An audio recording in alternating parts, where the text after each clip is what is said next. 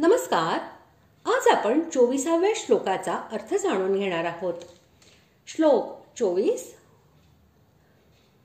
पुरोधसाई च मुख्यं मां विद्धि पार्थ बृहस्पतिं सेनानीनामहं स्कंदः सरसामस्मि सागरः. श्लोकाचा अर्थ: पुरोहितांमध्ये मुख्य बृहस्पती मला समज.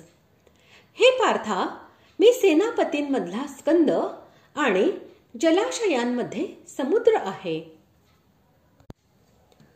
बृहस्पती हा देवराज इंद्राचा गुरु, देवांचा कुलपुरोहित आणि विद्याबुद्धींमध्ये सर्वश्रेष्ठ आहे.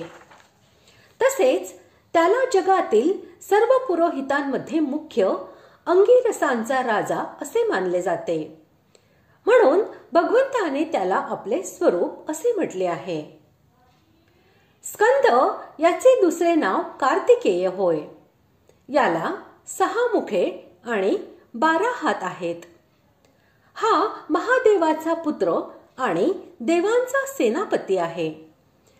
जगातील सर्व सेनापतींमध्ये तो प्रधान आहे. म्हणून भगवंतांनी त्याला आपले स्वरूप असे म्हटले आहे.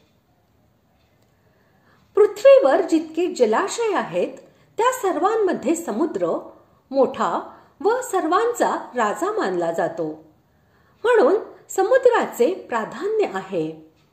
यासाठी सर्व जलाशयांमध्ये समुद्राला भगवंतांनी आपले स्वरूप असे म्हटले आहे. अशा प्रकारे आज आपण 24व्या श्लोकाचा अर्थ जाणून घेतला. पुढील भागात आपण 25व्या श्लोकाचा अर्थ जाणून घेणार आहोत. धन्यवाद.